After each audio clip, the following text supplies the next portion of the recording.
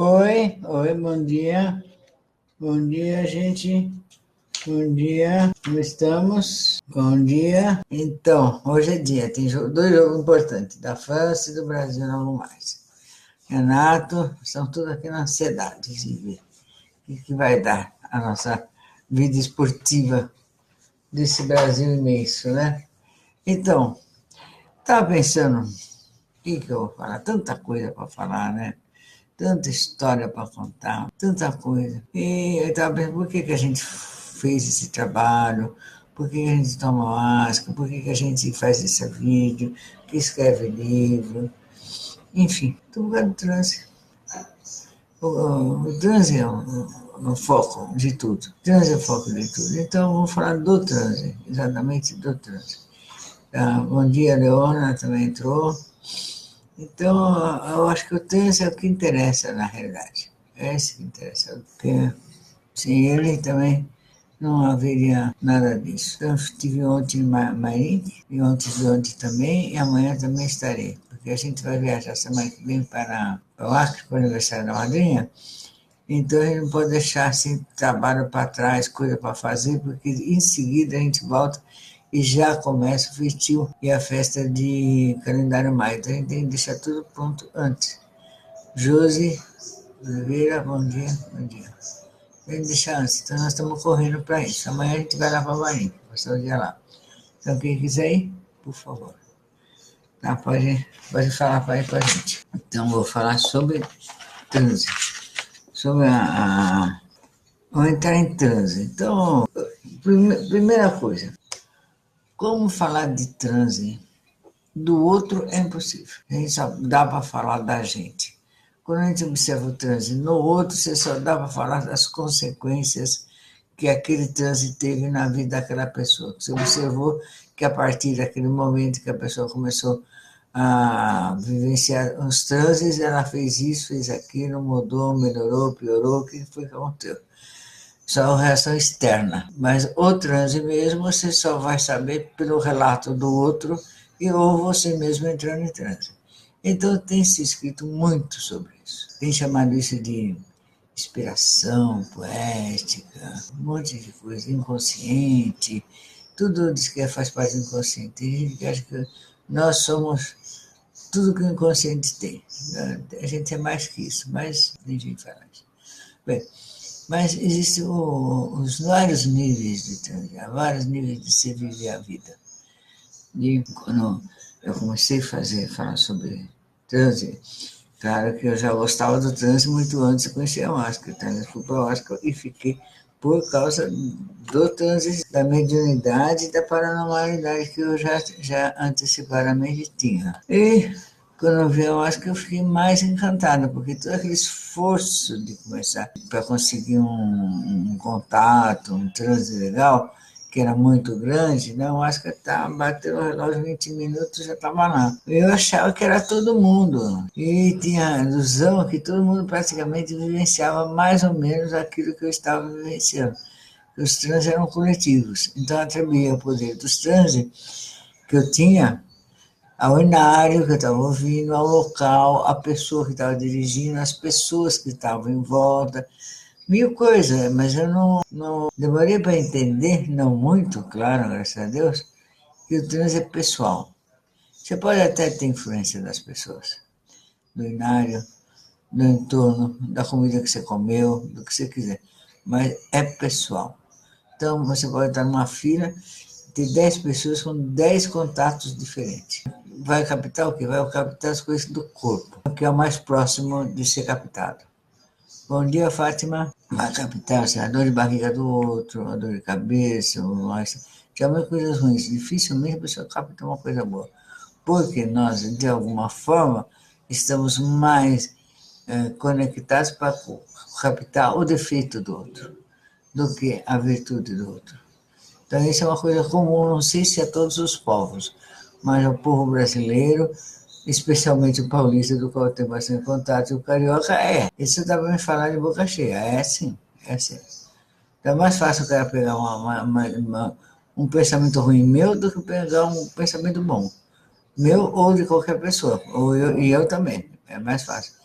Tanto que minha avó dizia assim, porque você pega as coisas, porque você capta essas coisas ruins, porque você não capta o Rui Barbosa. Aí foi aqui que eu me toquei, foi nessa frase aí que eu me toquei. Eu falei, pois é, por que eu não capto o Rui Barbosa? Porque eu sou uma besta, porque a nossa autoestima está lá para baixo.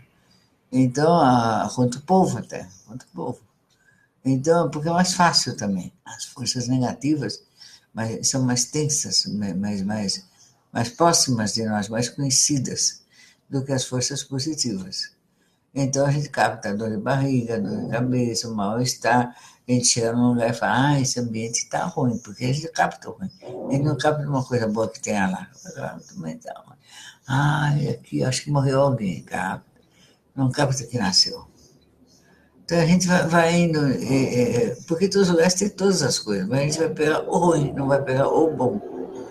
Então, quando eu percebi isso da captação do ruim, eu comecei a me dedicar a começar a captar o bom. Mas isso aí eu vi que era uma chave no cérebro que eu tinha que virar. Então, não foi uma coisa muito simples, não. Não foi uma coisa muito simples. Mas consegui, de alguma forma, mais ou menos, ainda tem umas recaídas, mas consegui. Então, tudo isso não é só fazendo isso. Tudo isso misturado com muitos trânsitos, muitas vivências, muitas coisas. E pegar ver umas entidades, umas forças incríveis. Não era simples, mas vivia. Aí, conversando com outro, tá nessa experiência de dirigente de trabalho, aí eu tinha mais facilidade para conversar sobre isso com as pessoas e percebi uma coisa, que não existe literatura a respeito e as pessoas querem saber do que se trata. E às vezes tem vergonha, não fala, fica sem jeito. E também vai falar para quê? Eu vi Jesus no último trabalho. A turma fala, legal. Tá complicado. Aí então eu comecei, que eu sempre fiz, diário dos meus trânsitos. A maioria dos trânsitos eu relato um caderno, escrevo à mão em geral, né? Ultimamente que eu tenho tido preguiça de escrever à mão, porque escrevo à mão e depois passo para o computador. Eu já tenho feito direto no computador. Eu fui olhar, fui ver o resultado de alguns trânsitos, realmente teve trânsitos pontuais incríveis. Estou tendo até hoje, graças a Deus. Então, resolvi selecioná-los e escrever num livro, passar sobre uma ótica, escrever no livro. E aí deu um pique que foi legal, foi maravilhoso. Eu acho que o Raiza Brava é um dos meus melhores livros no sentido de escrita. Modéstia à parte, está bem escrito. Então, eu estava aqui abrindo Raiza Brava. Ele já tem edição azul, já tem edição verde, já está na terceira edição, já vai para a quarta. Tá? Cada vez que eu edito a Raiza Brava, não é muitos livros, é 1.200, 200. Teve uma que foi 500. Mas por aí, então vamos pôr 200. 200, 400, 500, 600, chegando a 1.000 livros, quase 1.000 livros. Então, eu escrevi um livro sobre... Eu comecei a escrever, mas a ordem que eu pus esses trânsitos foi na ordem que o editor entendeu que devia ser assim. Tá? Ele não está na ordem que eles aconteceram. Então, ele achou que dessa forma as pessoas iam entender melhor. Então, começou falando sobre o trânsito da comunicação. Legal. Então, eu tive assim, várias decisões para tomar. Então, eu ia pôr foto, eu não ia pôr foto, como é que ia ser, como é que eu ia pôr desenho. Daí eu resolvi pôr uns desenhos de um amigo na Alva, que é um artista plástica, Jaime Prado, então ele fez uns selinhos que eu pus antes de começar qualquer desenho. Então, todos os trabalhos têm uns selinhos que ele doou para nós da Pôr do Sol. Tipo selinho, uns desenhos que ele gostava de fazer, inclusive. Né? Então, gosta ainda, da hoje faz. E decidi outra coisa, que quando tivesse alguma palavra, meu chave, eu faria rodapé. Esse livro tem vários rodapés, não tanto quanto eu gostaria. Nesse último que eu estou escrevendo, tem mais rodapé, bastante. Então, praticamente o rodapé é quase um outro livro de estudo.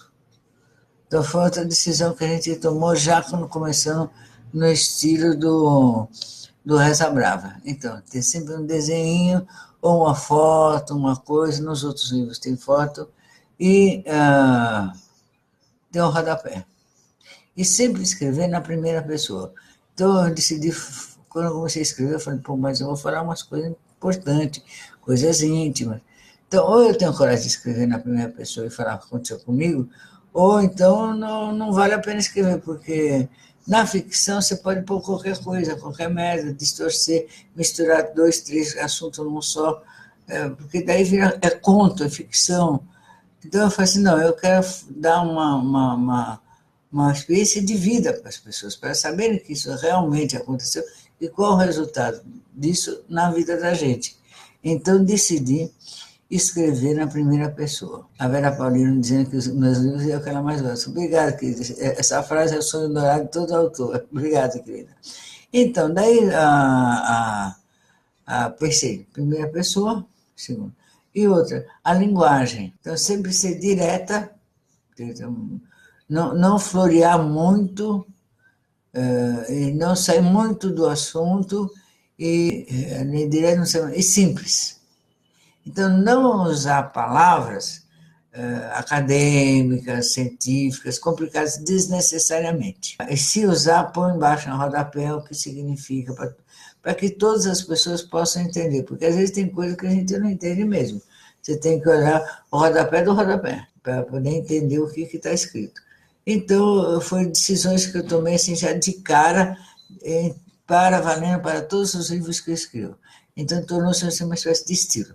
Então, meus livros têm foto, às vezes tem desenho, e tem linguagem direta e simples, e tem rodapé. E eu gosto também de pôr letra um pouco maior do que o normal.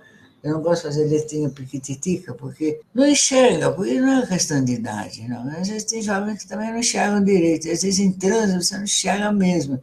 Então eu pus a letra de um jeito que uma pessoa pudesse ler. Então não é letrítica piquititica, senão aqui toda hora entra um anúncio da net, no meio da internet. Então eu decidi, são decisões que a gente toma antes de escrever o livro. Que a gente vai refletir, vai pensar como é que vai fazer, como é que não vai fazer, e todas as coisas datar. Então, outra coisa que eu resolvi, para não ficar uma coisa assim, como aconteceu um dia, ou num tempo distante aconteceu, eu resolvi, tudo que fosse se tratando de experiência da minha vida, por data. Quando foi, aonde foi que aquilo aconteceu? Por que foi que aquilo aconteceu? Então, eu achei importante também ter essas referências, não só para o Reza Brava. O Reza Brava foi uma referência, foi para todos os outros livros também. Por quê? Uma coisa é eu contar um trânsito, falar assim, olha, eu estava andando na Paulista e, de repente, eu vi isso e aqui no astral.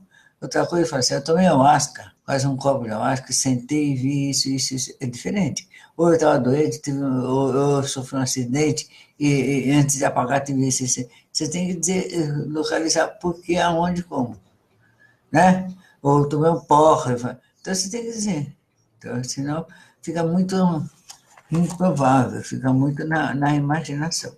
E eu não queria que essas experiências valiosas fossem tidas como imaginação. Então, mas daí eu me arrisquei, porque além de ter tido umas experiências incríveis, eu também não queria dar a entender, mas se iluminou porque viu a luz. Não. Melhorei. Eu sou dona de casa, vou dar um exemplo de dona de casa. Eu tenho, imagina uma panela bem suja, bem cheia aquela panela que ficou no fogão a lenha, ela vai limpando, você começa a limpar, ela vai limpando, até ela voltar a ser brilhante outra vez.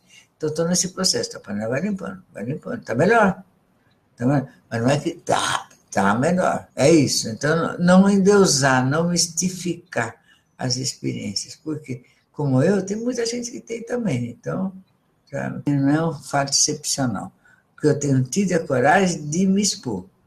Então, como dirigente, fundadora de uma ordem, eu achei que seria natural que eu tivesse a coragem de se expor, porque se eu não me exponho, quem vai se expor? Então, eu tenho que me expor.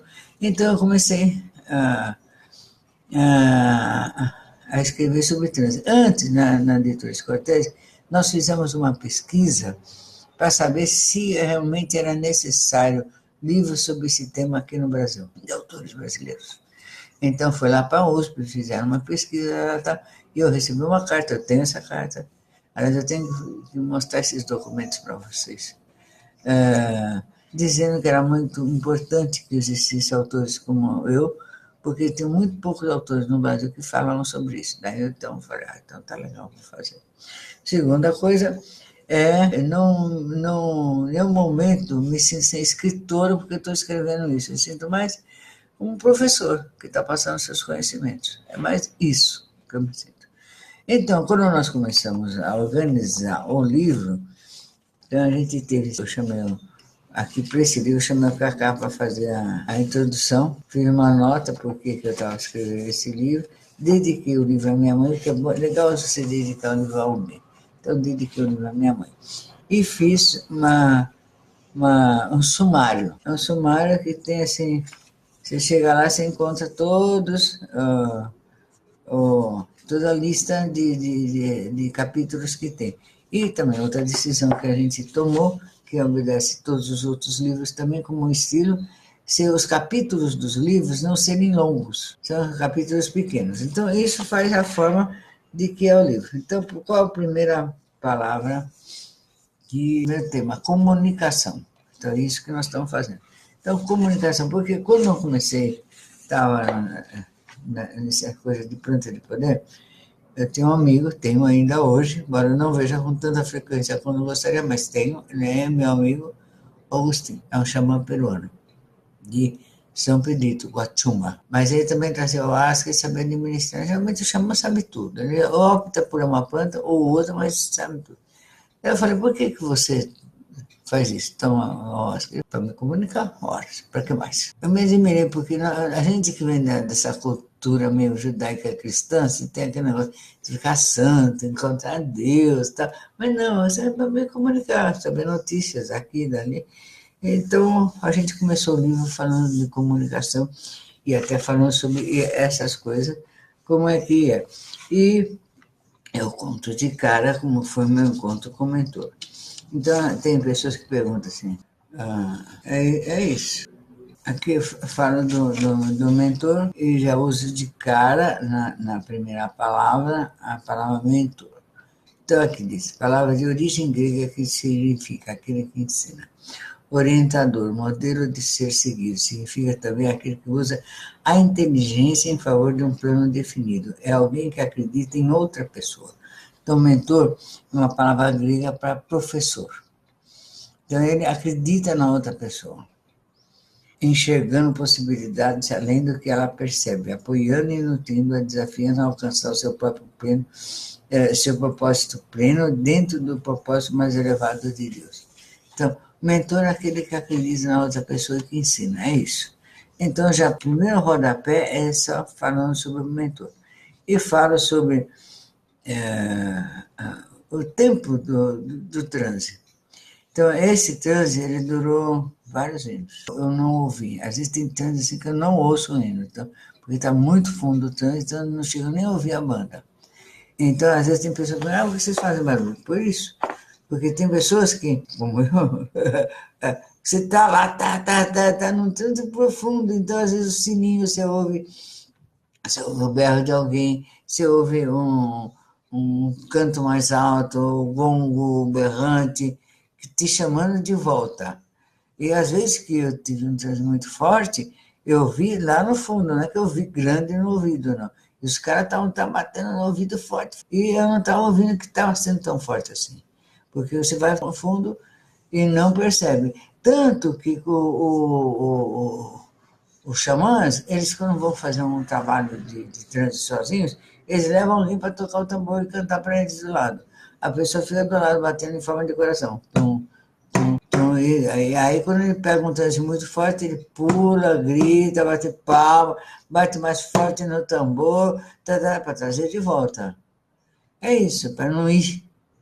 Porque ele fala, é perigoso. Não, vai voltar. Não tenha dúvida que vai voltar. A hora que parar o efeito daquela planta, ele vai voltar. Só que, Pode demorar e não ser muito agradável essa volta, você vai estar passando mal, isso aqui. Então dá um tempo, assim, então um tempo da pessoa ficar naquele estado e volta logo, porque o cérebro também não aguenta muita coisa, entendeu? O cérebro é delicado. Então eu vou falando sobre comunicação, sobre Deus, e depois eu falo sobre orando. Consigo fazer falando sobre o trabalho da oração, sobre os mistérios, sobre o caminho, sobre o que significa véus de Isis. Isso é conhecimento. Você conheceu isso, conheceu aquilo, você levantou os véus da grande mãe, os véus do saber. E quem é quem no plano espiritual? Então, esse aqui é muito interessante, esse terceiro história que eu falo sobre a minha avó. Então, minha avó era uma senhora que ela morreu com 82 anos, muito legalzinha, bacana, e ela está sempre no nosso trabalho. Ela praticamente é meu braço direito, braço esquerdo, ela que dá o suporte espiritual dentro dos trabalhos. Aí, eu falei assim, como é que é? Uma senhorinha que aparece? Não. Então, foi assim, quando eu estava... Eu também não sabia que era ela. Sabe? Foi uma coisa que eu fui descobrindo, fazendo o trabalho. De repente, eu sempre via um serzinho pequenininho dançando no trabalho. Uma bailarina. E dançando. Fazia. Tudo que ela fazia, fazendo no gesto. Aí que eu percebi que era minha avó. Puta, minha avó, gente. Aí é que dá aquele suporte da dança, da coisa, para não engolar, ela que faz isso. Aí mas como que ela tá linda? Parece uma menina de 15 anos, parece inclusive, parecia mesmo, nada a ver com a cara que ela tinha. Então, como que eu reconheci? Pela vibração. Ela, em geral, não fala, ela dança. Ela dança. Ela está sempre no nosso trabalho. Aí eu conto isso aqui nesse livro, quem é quem no plano espiritual. Daí eu lembro que eu falei para minha mãe, que eu às vezes via a avó. Como que você vê a sua avó? Eu não vejo. Como você... Eu falei, eu acho que a senhora vê, mãe. É só que não reconhece. Então, para ela era muito difícil saber que aquela menina de 15 anos que dançava, que falava dançando, ensinava dançando, era a mãe dela. Tinha sido a mãe dela na última geração. Entendeu? É difícil, porque o espírito não tem idade. Quem tem idade é o corpo. E aí, então, eu falo sobre isso. Então, minha avó, uma vez que eu perguntei quem é quem no plano espiritual para minha avó, lá nos anos de 1950, na Penha, então você está vendo que eu já começo aqui, datar, dizer para quem falou, o ano que falou, onde estava quando falou. Então, ela fala, os espíritos são humanos que não usam o corpo físico, usam outros. Nessa época ela estava encarnada, evidentemente. Como, então, em posição de acessar qualquer uma das formas físicas das vidas passadas. Os mais inteligentes ainda podem usar a forma parecida com aquela que o vidente deseja ou faz dele. Então, ela diz assim, se uma pessoa, por exemplo, só aceita falar assim com o preto velho, então o espírito vai aparecer preto e velho, porque ele não é preto, não é branco, não é velho, não é moço, mas ele pode aparecer na forma que você aceita. Então ele pode fazer isso também. Isso quer dizer que um preto velho aqui não é exatamente um preto nem velho. Um índio pode não ter sido um nativo de fato e assim por diante. Então mesmo os índios podem não ser exatamente índios, né? Essas entidades em geral mostram-se na forma como sabem que serão aceitas pelo grupo como estão se comunicando. Assim como um espírito menos evoluído, inteligente, pode mostrar-se na forma de um grande mestre e não ser nada disso. Aí me perguntei para minha avó, mas como saber? Sempre curiosa. Ela respondeu, pela vibração, pela energia. A vibração de qualquer corpo vivo, denso ou sutil, não pode ser falseada. Assim podemos identificar com certeza se algo vem em paz ou está semeando guerra em nossos corações. Por mais linda que seja a imagem ou descrição, mais suave ou manifesta, a vibração não engana. Por que não podemos ser vistos por eles como eles são? Perguntei para minha avó. Ela disse, ora, porque sempre temos uma expectativa antecipada de uma imagem qualquer. Aí atrapalha tudo. Vamos ver. será que você conseguiria saber quem sou? E depois de desencarnada eu aparecesse de outra forma, que não é essa que você está vendo? É, assim, entendeu? É claro que essa conversa, nós tivemos essa conversa, realmente ela é real, não exatamente com essas palavras, que eu não saberia dizer exatamente quais foram as palavras que ela disse, porque eu não tinha um gravador do lado, nem estava filmando, nem coisa nenhuma. Hoje em dia já estaria com o celular na mão, mas naquela época isso nem sequer existia.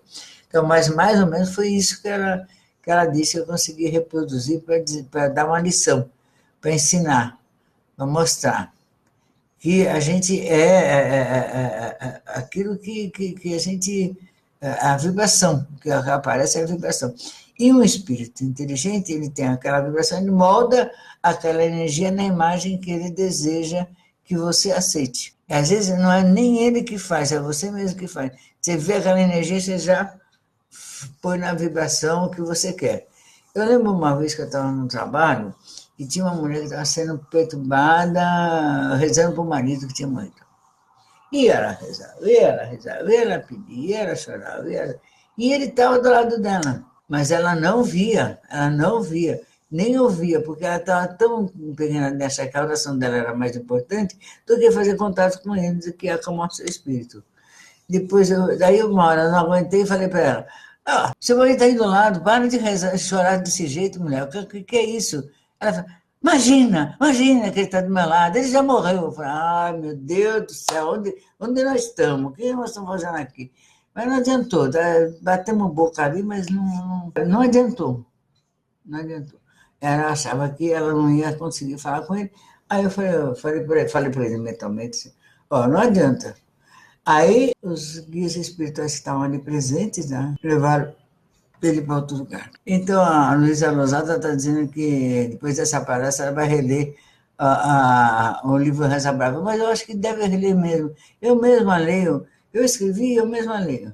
Eu leio, releio, e raciocínio, eu fico pensando por que eu escrevi esse conto, não escrevi o outro, como é que foi, né? Como é que eu fiz para fazer isso? Então, essa aqui, eu falo aqui também do meu avô Eloy, que ele dizia assim, meu avô Eloy é um grande espírita, ou pelo menos a família dele, eu não conheci, acho que ele foi um grande espírita, acho que ele foi mesmo. A mulher dele era farmacêutica, foi uma das primeiras, minha bisavó, a Filomena, ela foi, minha mãe até recebeu o nome de Filomena em homenagem a ela, uma das primeiras farmacêuticas formadas lá em Sorocaba.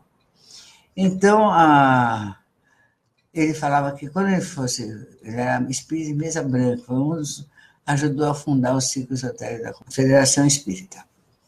Mas ele era muito esotérico, ele gostava das coisas mais liberais. Né? Então ele falava assim, que quando ele morresse, ele ia aparecer na forma de beija-flor. Era tão lindo assim, que quando eu via um beija-flor, eu falava, não, um beija-flor que está aí. Eu tinha convicção que era realmente o meu bisavô que estava ali. Eu sempre olhava com reverência aos beija-flores, passei crescendo vendo isso. Aí depois, mais tarde, quando eu voltei a estudar, fui ver a árvore de histórias no Brasil, todos os índios do Brasil têm o beija-flor como um pássaro sagrado. Todos eles, quando veem um beija-flor, eles falam que é a alma de Deus, que é um espírito evoluído, que é a presença divina ali naquele ambiente, na forma do beija-flor. Então, daí eu entendi porque ele falou que ele queria vir em forma de beija-flor. É aquele lado índio dele. Ele tinha uma descendência, acho que do tataravô dele, de ser índio, da avó, né? De ser índio. Então, eu conto aqui sobre isso. Então, a dança, assim, nos nossos trabalhos, a inspiração da dona Melita Lacerda. Eu acho que todo mundo que fez guarda de dança deveria estar um pouquinho sobre ela, porque ela foi uma grande educadora, ela usava franelógrafo aqui no Brasil, desenho para ensinar as pessoas a desenhar. Ela dava aula para alunos especiais, hoje chama-se especiais. Então, naquela época, aqueles puta homem de casa, 15, 16 anos, 17, na quarta série primária ainda, e ela recuperava. Então, a maioria ela fez deles doutores. E ela descobriu que a maioria não tinha problema de retardamento mental, tinha problema de ouvido, de visão, muitas vezes. fazer desnutrição, não tinha, era outra coisa. Então ela encaminhava para ser curada, para ser melhorada, daí eles iam e começavam a ouvir melhor, começavam a enxergar melhor, entendeu? Ensinava educação, ensinava alimentação. Então a minha avó realmente ela foi uma pessoa especial no Colégio da Penha, ela foi professora no Colégio Barão de Ramalho, na Penha. Então, quando a gente fala assim, minha avó Mireta Lacerda, nos anos 50, na Penha, no Colégio Barão de Ramalho, eu estou dizendo, não é ficção, ela existiu, não é imaginação. Eu não estou criando uma imagem maior do que ela era, não. Eu acho que até eu falo menos do que ela era. Porque ela era realmente uma pessoa voltada para a educação. E isso, ela me influenciou. Eu realmente, hoje, eu vejo, sei da importância da educação, porque eu vi ela falando sobre a educação. Eu vi ela conversando com meu avô, conversando com outros professores que eu estava do lado, ouvindo sobre qual a importância dos mais velhos passarem para os mais novos o conhecimento, seja do que for, e de ter uma didática, uma forma de ensinar. E que não é muito ficção você dizer que o aluno aprende, quem não consegue. O aluno que não consegue aprender, não é ele que não aprende, é o professor que não sabe ensinar. E realmente, quando eu fui aprender a acupuntura, ele falava a mesma coisa, ele falava, você vai aprender, porque se eu conseguir ensinar bem, você vai aprender. Ele conseguiu ensinar bem, eu consegui aprender, sabe? Porque você quer fazer acupuntura, porque é uma coisa estranha na época da nossa cultura de brasileiros. Eu estou falando assim, lá de 20, 30 anos atrás. Tá? Uma cultura agora, 30 anos atrás. Então, eu consegui aprender taoísmo, consegui compreender um monte de coisas que não está no contexto da nossa cultura, porque tive bons mestres. Consegui entender transe porque tive bons mestres. Então, eu acho importante a gente ter bons mestres. E essa noção de didática, da gente falar assim, não, fulano não é que é ruim de aprender, eu que não estou sabendo ensinar. Daí a gente procura outro jeito de como fazer para poder ensinar aquela pessoa, de ter essa busca da didática, foi muito da minha avó. De buscar comprovação nas histórias, de buscar ler dicionário, ler livro antigo, de preservar o conhecimento, de ir ao museu, tudo isso é importante para o contexto geral da nossa educação. Principalmente quem faz essas coisas que nós fazemos, transe. Porque você vai fazer o quê? Jonas, bom dia. Você vai. Você está pegando transe no universo, alfa, beta, alfa, delta, eta, que não tem visibilidade na Terra. Você vai ver coisas que não estão ainda concretizadas, e você vai receber informações que ainda não aconteceram. E aí? Então você tem que buscar chegar perto daquilo para poder contribuir na história do universo. Então, eu, como sou assim, um espírito mais curioso para o futuro, então eu sempre quero saber o que vai acontecer, como que será o futuro, como que será a comunicação no futuro, como é que será, esses extraterrestres vão chegar aqui ou não vão chegar aqui, eles existem ou não existem, como é que será a nossa comunicação. Mas do mesmo jeito que a gente vai assim para o futuro, a gente também tem que ir de volta ao passado, para saber como foi que a humanidade evoluiu, que jeito isso se deu e que jeito está se dando e que ponto você está dessa evolução nesse momento para a humanidade. Então, você tem que saber isso, senão fica muito difícil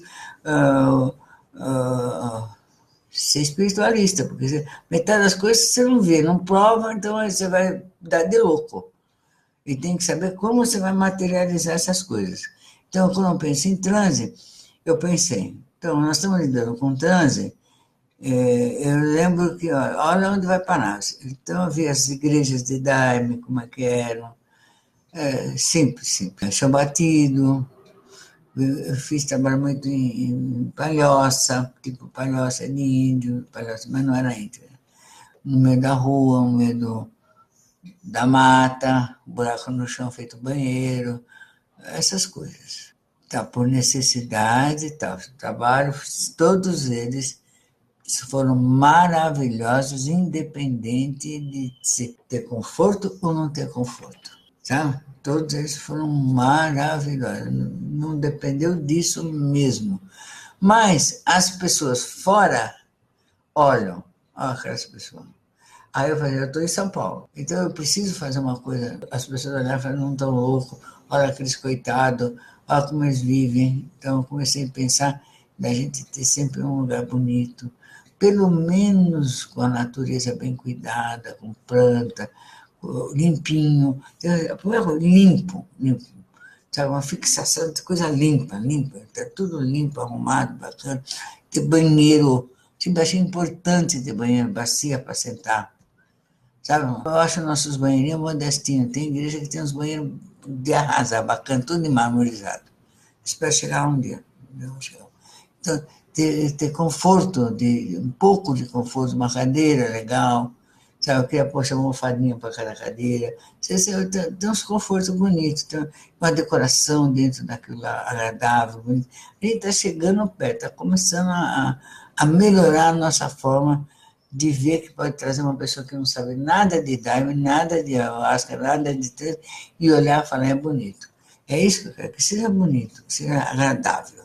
Então, acho que é isso que nós, da Porta do Sol, buscamos também. E é importante esse visual, porque é isso que eles vão ver lá fora, é isso que eles vão falar sobre nós também. Então, seguindo aqui no Reza Brava, reunião de guardiões. Então, eu falo sobre a reunião de guardiões, por que eu decidi fazer o Salve Iratatá? Que é salve o ar, porque todo xamã, todo o ritual xamânico, a primeira coisa que ele faz é saudar os 4 pontos da Terra, 4 ou 5, depende do estilo. 5 mais para o oriental, quem usa os orientais como nós também. Mas saúda, todos eles sabem. Então, normalmente, os que fazem artes marciais fazem assim com a mão, né? Salve o sol, salve a lua, salve... Tem uns yoguins que fazem assim. Então, eu falei, como é que nós vamos fazer? Como nós temos essa coisa, essa ligação ancestral com a ayahuasca veio da floresta mais próxima do Peru, da Bolívia, as plantações estão mais próximas desses vizinhos nossos, e ela foi usada, a palavra ayahuasca é uma palavra quichua, no Império Inca. Então, eu resolvi fazer uma homenagem para os incas, saudando os 4 cantos na língua incaica. Então, Auratatá quer dizer ar, Acu quer dizer água, Nina é fogo, Pampa é terra, Ilhapa é trovão, voz de Deus, voz de fora. Então, eu resolvi dar licença a titiras. A titira seria assim, os seres da terra, que na cultura inca chamam-se seres monstruosos da terra. Então, dá licença que nós viemos para cá. Então, eu fiz 1, 2, 3, 4, 5, 6. Dá licença e na língua quechua. Na língua quechua, que foi uma língua criada pelos incas para conversar com eles. Então, assim, eles criaram essa língua. Uma língua foi criada por eles. Seres inteligentes. Além de criar uma língua, eles conseguiram impor e fazer a língua ser falada até hoje, que é uma das línguas oficiais, tanto da Bolívia quanto do Peru. Arrasaram contra civilizadores. Nessas línguas, nessa língua dos incas, eles não tinham palavras dobradas, nem crá, nem trá, plá. Eles não tinham essas palavras. Então, a gente vê no dicionário incaico que não tinha trá. Tá? Então, quando os espanhóis chegaram com palavras dobradas, línguas com B, com R, letras duplas, eles sabiam já que estavam falando com pessoas violentas, porque a própria língua traz isso. Então, mas isso é uma outra conversa que a gente pode ter em outra hora. Mas é isso. Então, eu pus a língua quechua, que foi criada pelos incas, logo no inário, porque o mentor, eu perguntei para o mentor, como é que eu faço para fazer essa saudação? Pensei, ir lá na frente e fazer uma saudação, salvar. Não, ele falou, você faz como você quiser. Aí eu usei um pouco desse conhecimento e fiz essa homenagem a eles, né? Então, Então, a atração fatal, que eu falo sobre a dor, né? Sobre a doença, né? Então, aí vai, nossa, são quase 9 horas, a gente já tá indo longe. Então, eu vou parar aqui, depois eu continuo falando sobre isso aqui para vocês em outro momento. Então, eu vou marcar aqui no caderno que eu parei no, qual que é? Atração fatal, 1, 2, 3, 4, 5, 6, no quinto capítulo. Estou marcando a página, já está marcado aqui, está marcado para a gente continuar falando disso amanhã ou depois, amanhã é sábado, né?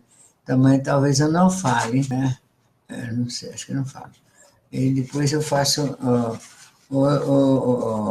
outro, continua a conversa aí. Então, aqui a gente vai continuar, tem bastante coisa para falar sobre esse livro. Então, eu falo o que é na parte de trás do livro, que vou encerrar, eu vou falar. Eu falo o que é o livro. Porque eu acho importante, foi outra coisa importante que eu tomei para os meus livros, sobre o que se trata.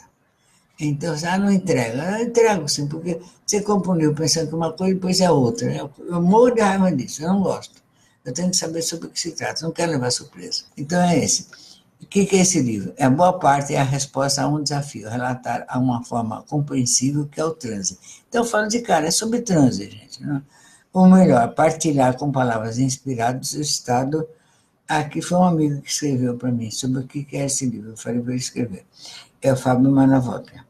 É um jornalista muito importante, trabalha na cultura, tem trabalhado na Rádio Cultura, TV Cultura de São Paulo, muito legal.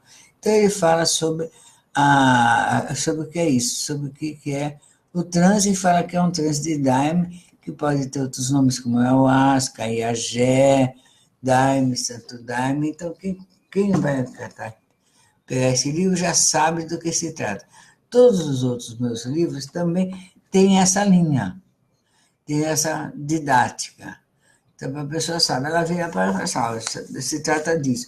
Eu não tenho surpresa de falar que eu vou escrever um livro sobre água, é sobre fogo. Não, eu vou falar água é água. Tá? Porque é chato isso, é chato. Porque não é novela, né? Não é romance. Então, você tem que saber do que se trata. Então, aqui eu deixei o livro do lado do dicionário de cima, que eu ia falar também, talvez sobre tapete, mas não dá tempo de mudar tanto o assunto, nem de falar. Então, eu quero saber o nome das pessoas que estão aqui conversando com a gente. 9 pessoas. Muito obrigado. Nesse dia de hoje aqui, que nós estamos assim, quase começando o jogo de futebol da França. E eu nem sei se. Para quem torcer para a França, não sei. Torcer para o Uruguai. Eu vou assistir, sabe? Vou assistir.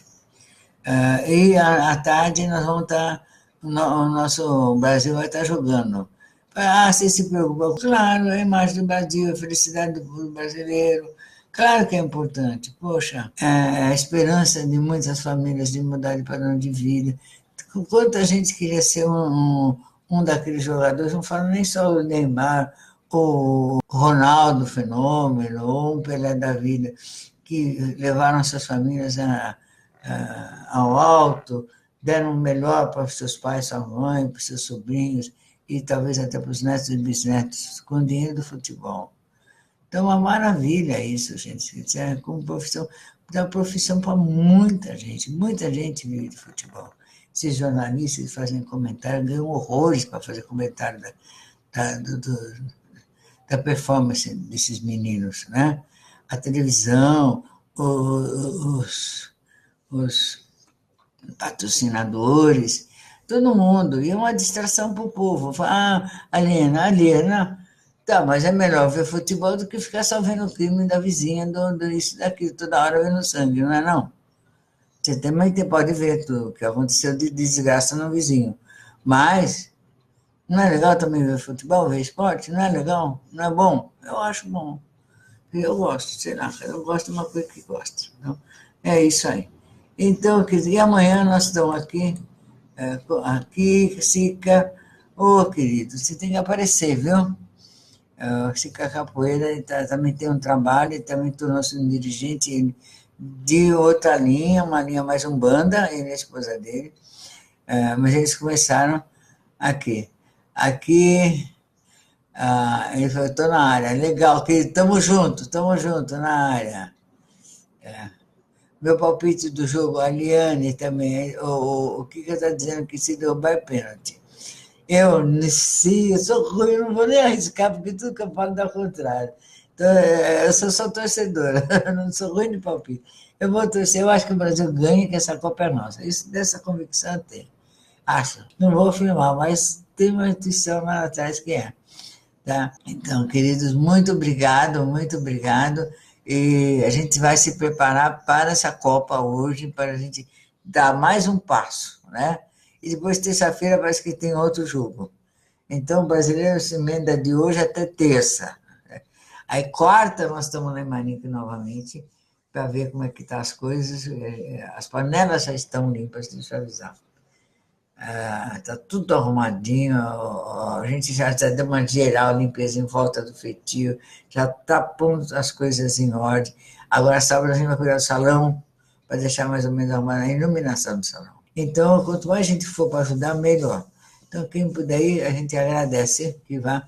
E quinta, nós estamos no aeroporto embarcando para o Acre. Nós vamos para o trabalho da madrinha, vamos ver lá uma turma, vamos conversar, e depois nós vamos para o churrasco da madrinha, e daí, no domingo, vai ter um jogo de futebol, acho que do Brasil. Se o Brasil passar nessa terça, agora vai para domingo, se não passar. Mas vai ter um jogo, espero que ela põe um telão lá para a gente assistir junto com ela, tá bom? E lá no aniversário dela é assim, vai o vereador, vai o deputado, vai o prefeito, vai o governador, vai o senador, vai toda a elite brasileira tá lá batendo a cabeça para a madrinha, tá bom, queridos? Eu acho isso lindo, maravilhoso. Isso é Brasil, isso é raiz, tá? Beijo, queridos, até amanhã. Até já, né? E viva o Brasil, viva o Brasil. Vamos pensar positivamente, sem inveja do talento desses meninos maravilhosos. Que Deus conserve o talento deles. Que eles tenham, assim, talento mesmo para fazer mais, e mais, e mais, e mais. Que no Brasil apareça muito mais Pelés da vida, muito mais Neymars da vida, muito mais Ronaldos da vida, tá? Em vez de a gente ficar com inveja, falando mal deles, vamos falar bem deles. Vamos falar bem deles, tá bom? Beijão, até. Tchau. Bom dia para vocês todos, para nós todos.